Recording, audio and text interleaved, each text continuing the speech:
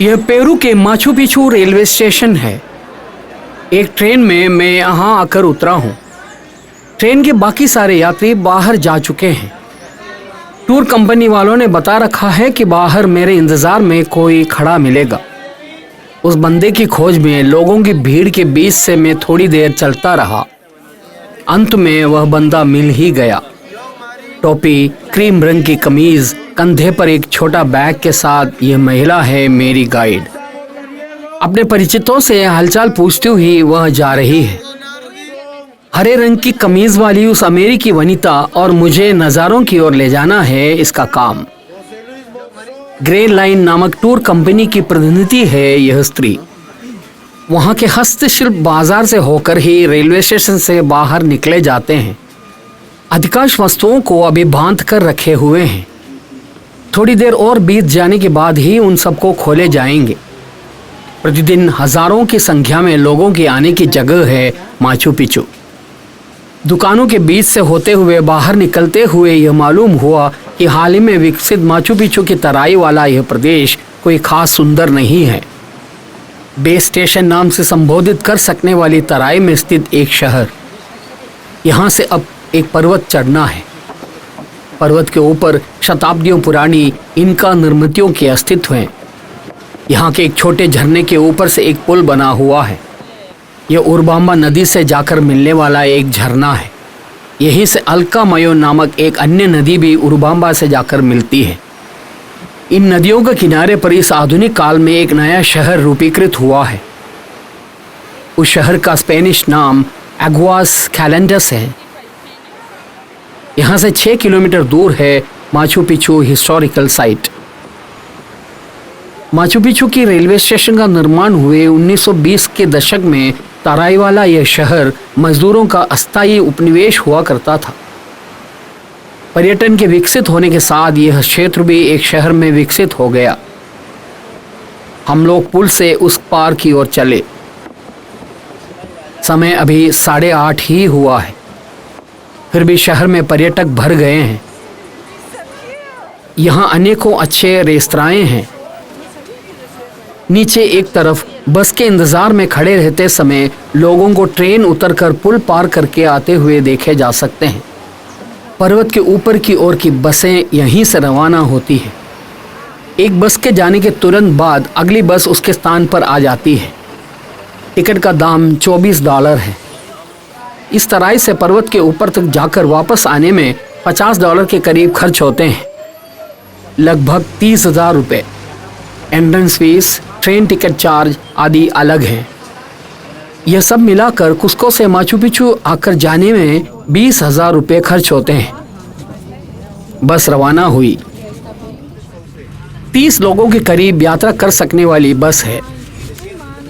कुछ दूर तक उरबांबा नदी के किनारे से दौड़ती रही बस फिर पहाड़ चढ़ने लगी। हमारे देश के पश्चिम घाट के एक जंगल से यात्रा करने जैसा अनुभव मिल रहा है। अनेकों हेयरपिन मोड़ मुड़कर जंगल के अंदर से होकर एक लंबी यात्रा। एक ऐतिहासिक प्रदेश होने के कारण हो सकता है सड़क पक्की नहीं बनाई गई है। उभरे हुए पत्थरों वाली मिट्टी की सड़क। बस उछल उछल कर आगे बढ़ रही है। केवल हेयरपिन मोड़ों में सड़क पर पत्थर बिछा रखे हैं। वो दूर विशाल पर्वत की चोटियों को सिर ताने खड़े देखे जा सकते हैं। एंडीज पर्वत श्रृंखला के क्षेत्र की चोटियों के रूप ऐसे ही होते हैं। एंडियन आदिवासी भाषा कुछुआ में पिचू का अर्थ पर्वत है। बहुत अधिक ऊंचाई वाले अनेकों पिचू यहाँ हैं। उनमें इनकाओं के आवास के कारण प्रमुख बनी चोटी है माचू पिचू। माचू का अर्थ है प्राचीन। इस प्रकार माचू पिचू का अर्थ हुआ प्राचीन पर्वत। बस दौड़ने वाली यह सड़क इनकाओं की निर्मित नहीं है। आज इनका ट्रेल नाम से प्रसिद्ध एक अन्य पहाड़ी रास्ते से होकर ही वो माचू पिचू से कुस्को जैसे प्रदेशों की ओर जाया करते थे। माचू पिचू को दुनिया की नजरों में लाने वाले हिराम बिंगाम नामक अमेरिकन पुरातत्ववेत्ता पर्वत के ऊपर बस जा रही इसी रास्ते से पहुंचा था। इसलिए इस रास्ते का नाम भी हिराम भिंगाम रोड है। इस सड़क से होकर ऊपर पहुंचने के लिए 13 हेयरपिन मोड़ पार करना पड़ता है।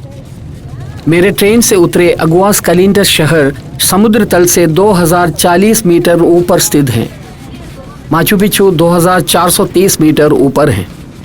पहाड़ी रास्ते से लगभग 400 मीटर की ऊंचाई पार करके ऊपर पहुंचना पड़ता है। 1930 के दशक में ही इस सड़क को इस प्रकार गाड़ियों की यात्रा के लायक बनाया गया था। यात्रा के दौरान सड़क पर रास्ते की मरम्मत करने का काम करने वाले मजदूर देखे जा सकते हैं। 2 गाड़ियों के एक साथ निकलने जितनी चौड़ाई सड़क के कुछ भागों पर ही है। इस रूट पर लगभग 22 बसें पर्यटकों की सेवा में लगाई हुई हैं। पर्वत की कुछ रहस्यमय प्रकृति ने ही इनकाओं को यहाँ के एक शहर के निर्माण के लिए प्रेरित किए होंगे। बाहरी लोगों की नजर में आसानी से ना आ सकने जैसा एक शहर था वह। बस पर्वत के ऊपर वाली स्टेशन पहुंची। करीब 20 मिनट की यात्रा। सब लोग बस से उतरे। वह पूरा क्षेत्र पर्यटकों से भर गया है। बाईं तरफ एक होटल है। सामने की तरफ टिकट की जांच केंद्र और शौचालय समुच्चय आदि की इमारतें। दुनिया के सबसे प्रसिद्ध ऐतिहासिक केंद्रों में से एक है माचू पिच्चू। दुनिया के अजूबों में से एक। उससे रूबरू करने के लिए दुनिया के विभिन्न देशों से प्रत्येक दिवस हजारों की संख्या में लोग यहाँ आते हैं। इनका के सांस्कृतिक अवशेष की ओर के प्रवेश के इंतजार में खड़े लोग।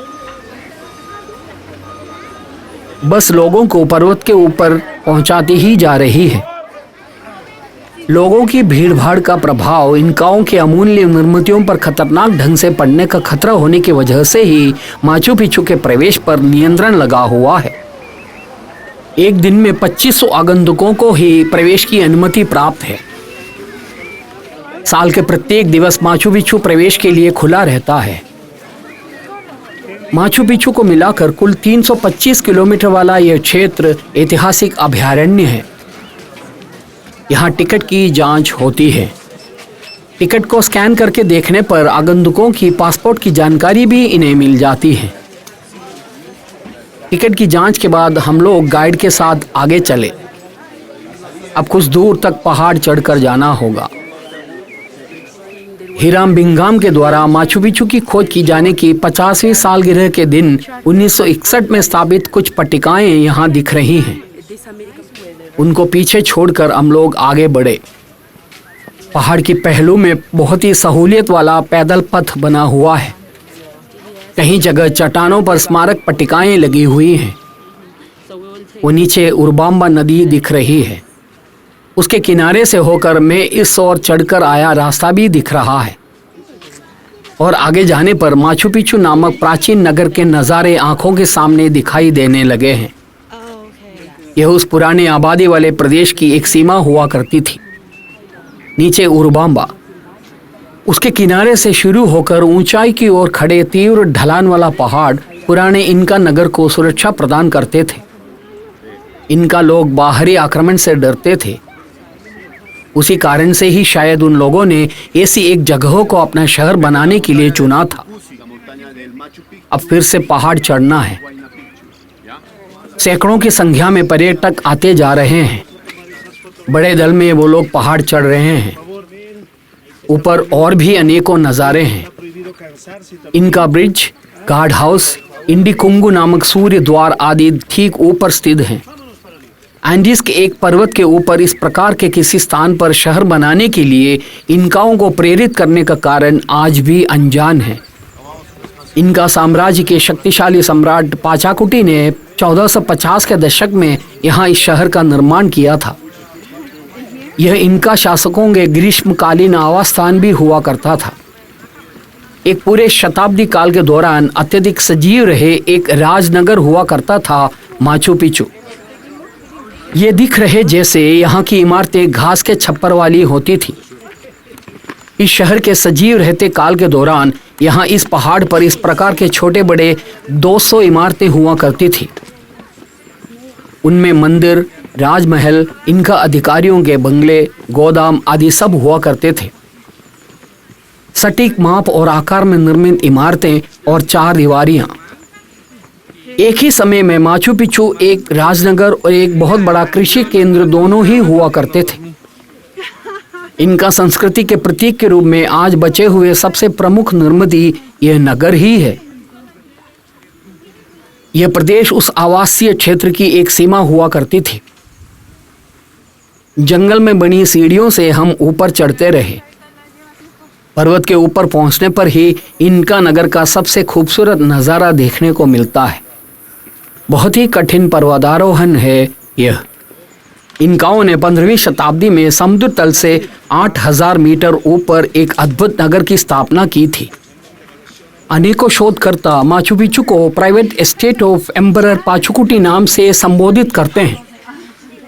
इनका साम्राज्य के प्रभुओं को आवश्यकतानुसार सुरक्षित रहने और ग्रीष्म काल को बिताने के लक्ष्य के साथ इस पर्वत के ऊपर इस प्रकार के एक नगर का निर्माण किया था। मोटे कपड़े के जैकेट पहनकर आए लोग उसे उतारने लगे। पहाड़ चढ़ने के कारण वो लोग पसीने से तरबतर हो गए हैं। अधिकांश लोग थक गए हैं। अभी हम लोग एक व्यू पॉइंट की ओर बढ़ रहे हैं। चारों ओर ऊपर की ओर उठी हुई पहाड़ी चोटियां, उनके बीच में इनकाओं की वह स्वप्न नगरी। हम लोगों ने अनेकों चित्रों और पोस्टरों में देखे माचू पिच्चू के असली नज़ारे। एक तरफ इंडिवदाना नाम से जाने जाने वाली एक निर्मिती, माचू पिच्चू के पवित्र पर्वत नाम से प्रसिद्ध छोटे पहाड़ के ऊपर स्थित वेदी है। वह मुख्य रूप से माचू पिच्चू के 2 भाग हुआ करते थे, नगरीय भाग और कृषि वाला भाग। उनमें से यह नगरीय भाग है।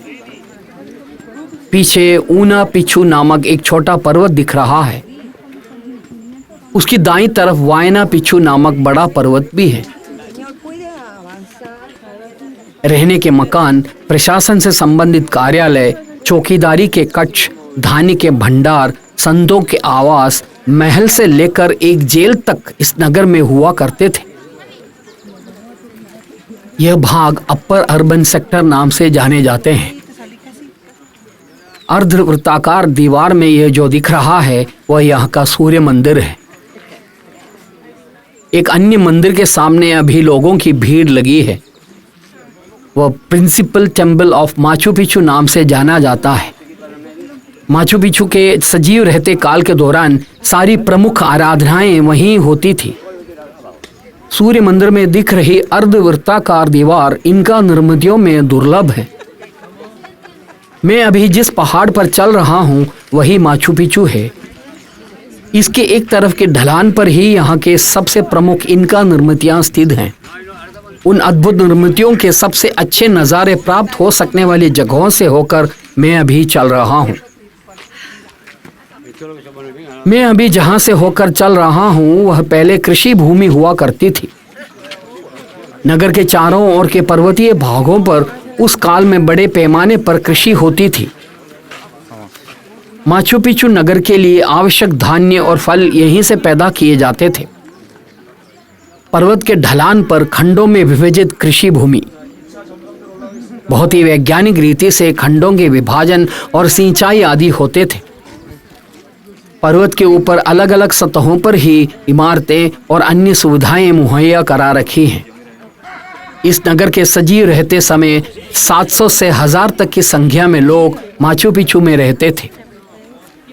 नीचे उरबांबा नदी, नदी के किनारे से होकर माचू पिच्चू पहुंचने के लिए आधुनिक काल का रास्ता। कुस्को से लेकर माचू पिच्चू तक के प्राचीन पथ इनका ट्रेल का वह भाग भी उरबांबा नदी के किनारे से होकर ही जाता है।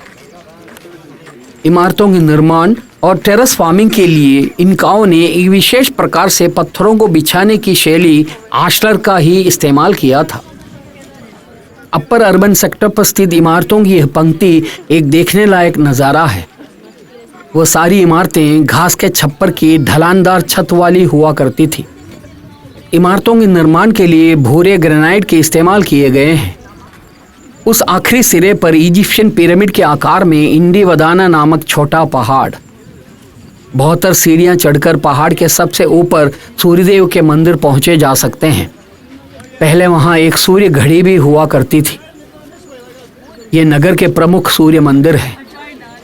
मंदिर से अनुबंधित अनेकों इमारतें। उस मंदिर की चारदीवारी के अंदर साधारण जनता को प्रवेश करने की अनुमति नहीं थी। इमारतों के बीच के भागों से पतली नालियों को जाते हुए देखे जा सकते हैं। नगर में पानी की आपूर्ति प्रणाली के तहत नहर के रूप में ही उन्हें बनाए गए थे। जरा सोचो कि 600 वर्ष पहले कितने योजनाबद्ध तरीके से इनकाओं ने यहाँ एक नगर का निर्माण किया था। इमारतों के निर्माण, रास्ते के निर्माण, नहर के निर्माण, खेती के लिए टेरेस के निर्माण आदि में इनकाओं की एक असाधारण अंतर्दृष्टि हुआ करती थी। पर्वत के बीच में एक नगर के लिए इस प्रकार के स्थान के चयन करते समय से ही इनका लोग चुनौतियों को स्वीकार कर रहे थे। एक शताब्दी काल के करीब माचू पिचू एक सजीव आवासीय क्षेत्र हुआ करता था। इनका साम्राज्य को स्पेन वासियों के द्वारा उनके वश में करके सम्राट की हत्या करने के साथ ही माचू पिचू स्वामीहीन जगह हो गई। माना जाता है कि 16वीं शताब्दी के दूसरे दशक के दौरान वहां फैले चेचक रोग भी माचू पिचू के पतन का कारण बना था। अपने अधीन हुए इनका साम्राज्य की प्रमुख निर्मितियों को स्पेन वासियों ने तोड़कर बर्बाद कर दिए थे। कुस्को से बहुत दूर बाहरी दुनिया से पूरी तरह से छिपे हुए माचू पिचू को वो लोग ढूंढ नहीं पाए थे। उसी कारण से ही ये निर्मिति कम से कम इस अवस्था में ही सही बची हुई है। पेरू में स्पेनिश औपनिवेशिक शासन की समाप्ति तक और उसके बाद भी एक शताब्दी काल तक और माचू पिचू गुमनामी के अंधेरे में पड़े रहे। उरबांबा नदी के उस पार रह रहे कुछ आदिवासियों को ही इस प्रकार की एक जगह की जानकारी थी। उन लोगों से प्राप्त जानकारी के आधार पर ही अमेरिका के येल विश्वविद्यालय के पुरातत्ववेत्ता हिराम बिंगाम ने 1911 में माचू पिचू की खोज करके दुनिया को बताया था। हम लोगों ने इस ट्रेल से थोड़ा और आगे चलकर नगर के मुख्य क्षेत्र में जाने का निर्णय लिया। अब और ऊपर की ओर पहाड़ पर चढ़े जा सकते हैं। वहां इनका ब्रिज, सन गेट, कब्रिस्तान आदि और भी अनेकों निर्मितियां हैं। ये उस जमाने का गार्ड हाउस दिख रहा है। तब नगर की सुरक्षा के लिए सशक्त दरवाजे और चौकीदारी खट हुआ करते थे। ऊपर के नज़ारों की ओर मैं अभी नहीं जा रहा हूँ। गाइड के साथ इनका नगर वाले भाग की ओर जा रहा हूँ। ऊपर की ओर की सीढ़ियां चढ़कर अनेकों पर्यटक अभी भी जा रहे हैं। वहां से नीचे की ओर आने वाले भी दिख रहे हैं। गाइड का कहना है कि वहां कुछ टूटी हुई इमारतें ही हैं। सुबह 9:30 के अंदर ही पूरा प्रदेश पर्यटकों से भर गया है। वृद्ध और ठीक से चल पाने की क्षमता न रखने वाले लोगों को इनका निर्मितियों की सीढ़ियां चढ़ते और उतरते देखे जा सकते हैं। ये जानकर मुझे कुछ शर्मिंदगी महसूस हुई कि ये वृद्ध माचू पिचू के सबसे ऊपरी भाग तक पहुंचकर लौट रहे हैं। इनकाओं के द्वारा टेरेस फार्मिंग के लिए उपयोग किए गए क्षेत्र से होकर मैं आगे बढ़ रहा हूँ। सारी इनका निर्मितियों को पार्श्वभूमि बनाकर फोटो खींचने का सबसे अच्छा स्पॉट ये नीचे दिख रहा है। वहां से एक फोटो खींचने पर पार्श्वभूमि में माचू पिचू की सारी मुख्य निर्मितियां होंगी। न जाने अब तक कितने ही कैमरों के लिए नज़ारों की सौगात सजाए खड़े ऐतिहासिक नगर माचू पिचू। 1911 से ही माचू पिचू को नज़दीक से जानने के लिए पर्यटकों के यहाँ आना शुरू हो गया था। लेकिन प्रत्येक वर्ष लाखों की संख्या में पर्यटकों के आने वाला एक बड़े पर्यटन केंद्र के रूप में यह प्रदेश 1990 के दशक में ही तब्दील हुआ था। मैं अब तक इनकाओं की कृषि भूमि वाले प्रदेश में खड़े रहकर ही नीचे की नगरी को देखता रहा था। अब मैं उस मुख्य नगर वाले प्रदेश की ओर जा रहा हूँ। प्राचीन काल में भी पर्वत के ऊपर की सन गेट पार करके नगर की तरफ जाने का मुख्य रास्ता यही हुआ करता था। इनकाओं ने कृषि भूमि और नगर को एक बड़े किले समान दीवार से विभाजित कर रखा था। वो नीचे मुख्य दरवाजा दिख रहा है। मुख्य दरवाजे के सामने खड़े रहकर टूर गाइड अपने दल के सदस्यों को इतिहास समझा रहा है। कृषि भूमि को विभाजित किए हुए एक बड़ा नाला, उसके इस तरफ मुख्य दरवाजे की तरफ जाने वाली सीढ़ियां, अब मुझे उस पुराने इनका नगर में प्रवेश करना है।